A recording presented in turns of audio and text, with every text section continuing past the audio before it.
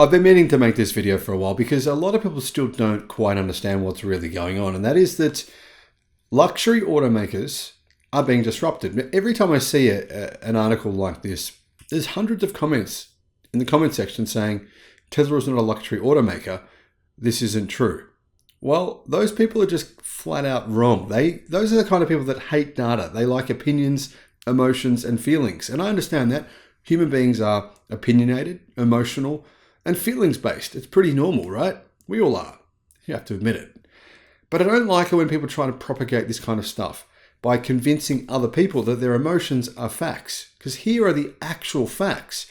And the actual facts say that drivers of luxury vehicles are buying Teslas at an historic rate.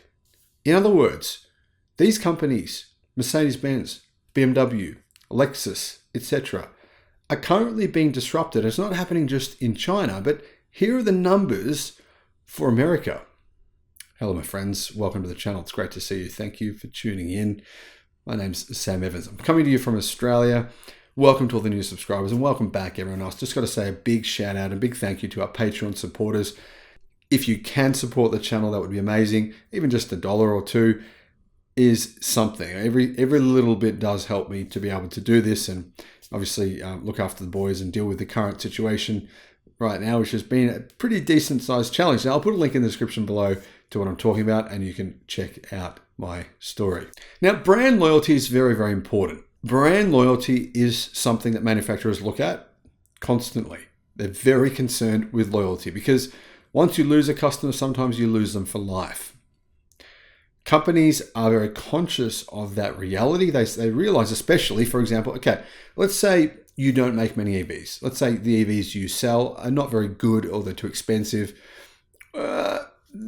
Here's the problem, right? Let's say you've been driving BMWs for the last 20 years because you're a BMW fan. There's a lot of BMW fans, or Mercedes. You love Mercedes. You've gotten into the brand. You bought the last 7 cars you bought were Mercedes, or maybe the last 7 cars you bought were just German car brands because you think they're premium. Well, the problem is, in many cases they are premium, but the problem is you get out of one of those, get into an electric car. It has no transmission, basically. It doesn't have a that's the kind of experience you have, right? It doesn't have the torque hole. Like, remember, in so many cars, people go and buy a throttle controller. Millions of people buy throttle controllers every year because their cars don't accelerate quick enough in order for them to feel comfortable to merge into traffic. So they put their foot down, nothing happens for a couple of seconds. The reason being, turbocharging, we've seen an enormous advent in turbochargers, which in particular diesel-powered vehicles, turbocharging causes a huge torque delay for the first initial hit. So basically, you're going from, look, many people who buy these German European cars do drive diesel versions, even gasoline versions, turbocharged versions with a transmission. They get out of one of those, they get into an EV, and what happens? They say, I'm never going back. That's very common. And they say, oh, my car isn't as luxury as what I thought. It's not as luxurious as what I thought. It's good. I liked it. But this new technology, this new way of doing things is better. My fuel bills are a fraction of what they used to be. It has regen braking. So when I brake, I don't worry about braking, having to stop, start in traffic because I'm not losing money. I'm simply recharging my battery. Can you say that in a gasoline-powered car when you use the brakes? No. It costs you money every single time. I don't consider that very luxurious. It doesn't really matter what I think, though. What matters here are the numbers. Brand loyalty is changing. Tesla has the best brand loyalty of any car company in the world. It's quite interesting. And maybe this is just more of a symptom of disruption happening. Tesla's brand loyalty, I'm sure that will change in the future when every car manufacturer is selling EVs only. There won't be this divide between the two technologies. In 2023, 7.5% of BMW households switched to Tesla. That's up from 6.8% last year.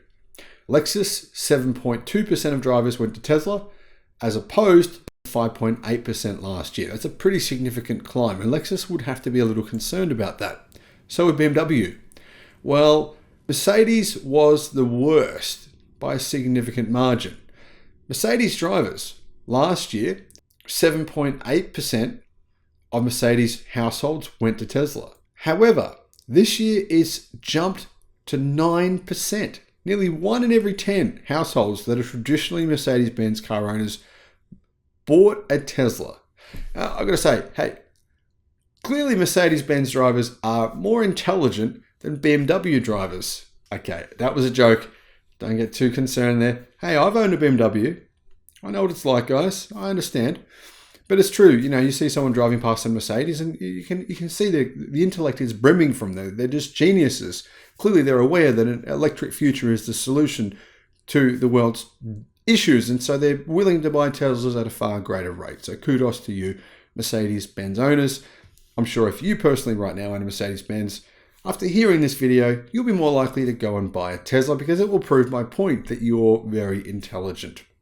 Now, all that's very tongue-in-cheek, but it is interesting, isn't it, to see this rapid change from these luxury car manufacturers to Tesla buyers. Now, so many times I have read this over and over and over.